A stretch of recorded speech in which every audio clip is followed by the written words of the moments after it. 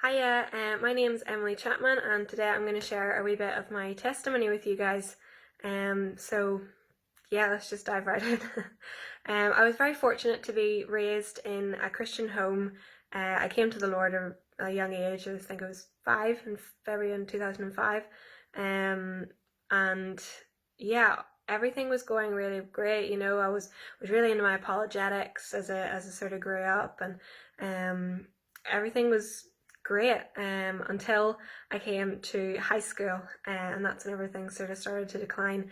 I had lived a very protected childhood, so I wasn't really equipped to deal with coming across different worldviews. So whenever I hit high school and you came across, people who were atheists and people who were pantheists and people who were, all sorts of different, religions and worldviews, and I didn't know how to deal with that there, and I didn't know how to deal with the conflict that came with that, because I'm not a very argumentative person. I don't like arguing with people, so yeah, it was challenging whenever I came across those other worldviews, because I wanted to defend my faith, but I just didn't know how. So I had a friend who was very adamantly part of the LGBT group, part of the LGBT community, and that was really challenging to me, because all I had ever heard was that homosexuality is not okay, and beyond that I didn't know very much at all. So there was a lot of struggle between me and this friend, and because I don't really like conflict and don't like fighting, eventually I just became silent, because I didn't know how to argue back, and all it was doing was just, making us annoyed at each other, and it wasn't healthy, and it didn't feel good, and so I just stopped fighting. And over time then I didn't learn to equip myself better. I just stayed silent, and over time then it started to get under my skin a little bit, and I started to think, actually, a lot of these arguments are making some sense, and a lot of this makes a lot of sense. Like, what if God's wrong about this here? And then I was, like, oh no, of course God can't be wrong about this. But in 2014, 2015, whenever I was 14 or 15, I sort of started to question my sexuality. In 2015, I cut my hair short, real boy cut, and yeah, I really, really started to struggle whenever I was 2014, 2015. And I remember there was one night I was lying in my bed, and I had come to the conclusion that I was having these feelings, and I was questioning my sexuality, and I didn't know what I was, or who I was attracted to, or any of that, but I just knew that I wasn't heterosexual at that stage in my life. So I remember lying in my bed at night, and I was crying myself to sleep, because all that was running through my head and all that I had been taught was screaming, God can't love you because you're gay. And that just broke me, because all through my childhood God had been just a consistent thing in my life. He had just, always right. I was always brought to church. It was just a constant in my life. And now I had come to the point where I wrongly thought, God can't love me. And that just broke me. God's supposed to be king of everything, and he's supposed to love everybody, but all that my own heart was saying was, God can't love me like this. So that was awful. That was really horrible. And I cried myself to sleep that night, and I'm sure many other nights, but that night sticks out in my head. And I wasn't in a place or in a church where I was confident enough to ask those questions, especially not from a point of view of where it was me being affected by these things, because I think a lot of the time, in my head at least, I could talk about it in theory with my parents and with my pastors and whoever else, but whenever it became personal, whenever it became about me having these feelings, then there was a real sort of knee-jerk reaction of, like, oh no, God doesn't like that, which is not what I needed at that point. So all of the answers to the questions that I was asking were coming from this friend of mine who had introduced me to the LGBT community.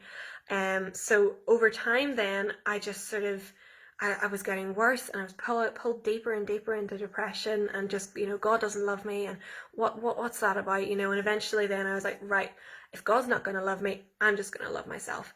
So I totally rejected God for a couple of years, and I didn't want God to exist at all, and I totally turned my back on him. But he was still faithful, he was still with me, but I didn't know that at the time. But yeah, I completely blanked God for years. And during that time then, well, by the end of 2015, I had totally transformed. I had accepted the LGBT community, I had rejected God, I supported the LGBT community, and whenever it came to 2016 then, I sort of started to think, right, I should probably be coming out now. So throughout 2016, I had, sort of solidified the identity that I wanted to possess, the label that I wanted to have in the LGBT community, or that I thought that I had to have in the LGBT community. So in 2016, I was trying to find the confidence to come out to my parents, and I did in the later part of the year of 2016. I wrote them a 3-page letter which explained, the identity that I had found. I had Bible verses there which, supposedly supported the LGBT community. I had a real detailed explanation of my identity and everything, and I printed the letter out and I put it underneath their pillows, and I left. I went to my friend's house, and I texted them and I said, there's a letter on your pillow, please read it. And I said, if you don't want me to come home, I understand. And like, looking back on it now, I'm thinking, what sort of a mindset was I in to say that?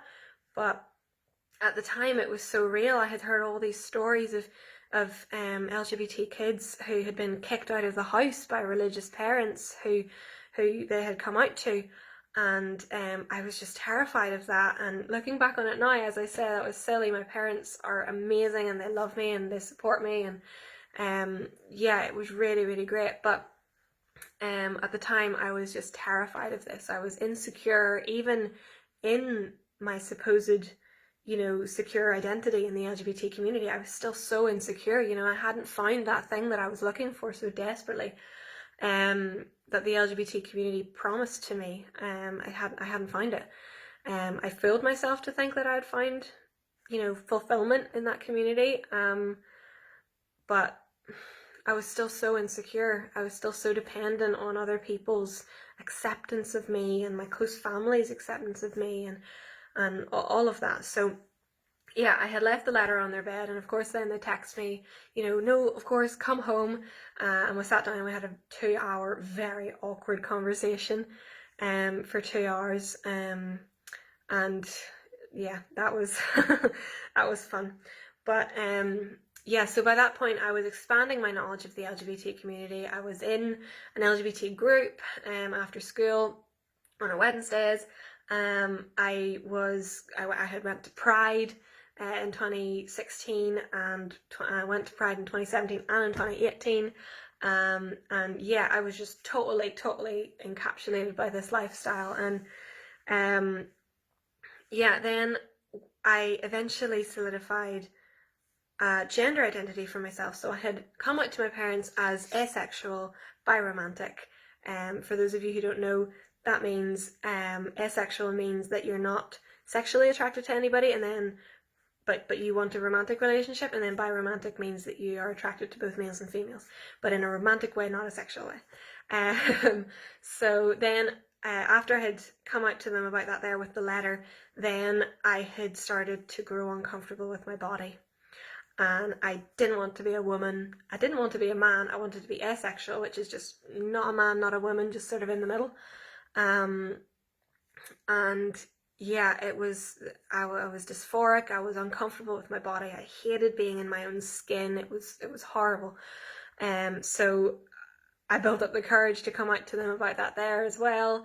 And that was just more mess and more long, awkward conversations. And so I wasn't very happy at home, to say the least. But eventually, I was I thought that I had sort of found a groove. I was going to the LGBT group, and I was at home, and I was avoiding my parents at home, and there was no real word said about it, and it was all, more or less okay. It was sort of, there's a deep crack, but stick a plaster over it and it's okay kind of situation.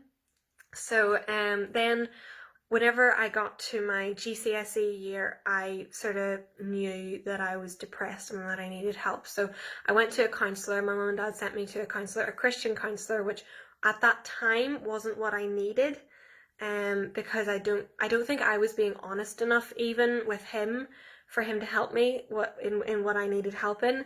I was still very closed off because this is a Christian counsellor and I can't be open with this person. So that didn't help. That made me worse. And then after my GCSE year, in my lower sixth year, I was feeling okay. I was feeling better. I was sort of cruising through. Everything was fine. And then whenever I got my results for my AS levels, I crashed again because the results were so much below what I had always consistently been throughout high school. And I sort of realized, oh wow, I'm actually not okay. I'm really, really not okay. So in my upper sixth year, I made it to November, and then I had to leave school because I couldn't cope with school. I was having nosebleeds and headaches, and I had to run out of class to go have panic attacks, and it was not fun. But so I quit school. I quit my job, the part-time job that I had, and I just dedicated my time to counselling and to making myself better and finding myself properly. And I was still fully immersed in the LGBT community at this stage. So I spent that year. I was to take a year out and then go back to school. That didn't happen. I totally changed direction. I wanted to be a baker. I am a baker now, actually, so yay. But no, at that stage I wanted to be a baker, and I was heading towards that there. I worked in Costa for a year as Sam. I was no longer Emily, I was Sam for about 5 years. Just wanted to be called Sam. Mum and Dad didn't call me Sam, but all of my friends did. So yeah, well, I was in Costa for a year as Sam, and then things started to change back. God started to reach out to me again, and I started to get to a stage where he was sort of saying, not really that he was saying, but whenever my mum and dad called me Emily, it wasn't making me shudder as much. Like before, I would have been totally disgusted by that name that I had been given, that female name. I didn't want to be associated with it. And then over time, I sort of was like, actually, I don't really mind being called Emily. This is sounding a bit better. And so for a while, I was sort of in between. If you called me Sam, it was okay. But if you called me Emily, it was okay. Yeah, and then eventually I wanted to leave Costa, and I made the decision. I didn't know that it was God speaking to me at the time, but I made the decision to apply for my next job as Emily. And I made the decision that I wanted to go back to church, just to try and feel out, like a real youthy church, that would maybe be okay with, the LGBT community. And so again, I wasn't sure what my thinking was. I wasn't sure what worldview I was going to conform to at that stage, but I was testing the waters. So I applied to my next job as Emily, got the next job, and I went to Vibe Church in Armagh, which is the church that I still go to. And like I'm telling you, the first 3 Sundays that I was there, I was crying my eyes out the whole time. God was there. He was with me. He was just like, welcome home, my child. Welcome home, my daughter. And like, wow, it was incredible. It was incredible. And from that time, whenever I started going back to church, and God just started to work in my life, the change was just absolutely drastic. Like in work, whenever people were calling me Emily, it was like, oh, that's my name, from totally rejecting the name Emily to like, oh, that's me now. And I was almost getting excited about it, and truly finding my identity. And yeah, I was going to church. I was loving church and just going deeper with God. And there was a time when I wasn't sure what my ideas were on the LGBT community, because I still have a lot of sympathy and love and respect for the LGBT community. Please know that. But I was sort of, like, can I twist the Bible a little bit, to make it fit to the LGBT community? And no, you can't, by the way. But God still loves you. And yeah, came back to God, gave my life back to God, and now I can see that all through that there was just preparing me, and God's hand was on me the whole time, and God was protecting me and sheltering me for a lot of it. And yeah, I'm fully back to God. I've dedicated my life to Him. I'm gonna go into ministry, and He's just totally saved me. He's just completely restored me, and the fullness and the wholeness that I feel now is nothing compared to what I thought that I had in the LGBT community. And if you're part of the LGBT community watching this, I urge you, please, I know